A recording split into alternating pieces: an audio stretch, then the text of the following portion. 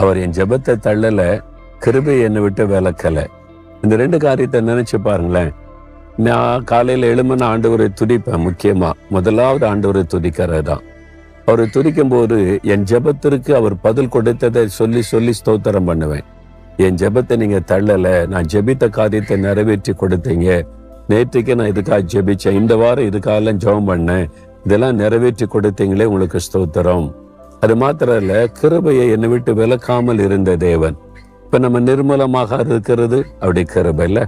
யோசித்து பாருங்களேன், நம்ம சுற்றிலும் எத்தனை பொறாமை உள்ளவங்க, சத்துருக்கள், இவ எப்ப அழிவா இவ எப்ப அழிவான்னு எதிர்பார்த்து கொண்டிருக்கிற பொல்லாத இறுதி கொண்ட ஜனங்கள் நம்ம சுற்றிலும் இருக்கிறாங்க. எவ்வளவு பேர் பந்தர்வாத பில்லி சுனை செய்யறத நம்ம அழிஞ்சு போனோம் அப்படின்னு எதிர்பார்த்து கொண்டு இருக்கிற ஆட்கள் மத்தியில நம்ம காக்கப்பட்டிருக்கிறோம்னா இப்படி அவருடைய கிருபை இல்ல. அவருடைய கிருபை நம்ம விட்டு விலக்கல. அவருடைய கிருபை தான் நம்மளை அப்படியே பாதுகாக்கிறது. அவருடைய கிருபை தான் இந்த பொல்லாத மனிதர்கள் மத்தியில நம்மை பாதுகாத்து நடத்துகிறது. நம்முடைய கிருபையை விலக்கிட்டார்னு வைங்க, தமது கிருபை ஆண்டவர் விலக்கிட்டார்னு வைங்க, அவ்வளவுதான் நம்முடைய வாழ்க்கை. அதனால்தான் தமது கிருபையை நம்ம விட்டு விலக்காமல் இருக்கிற தேவன்.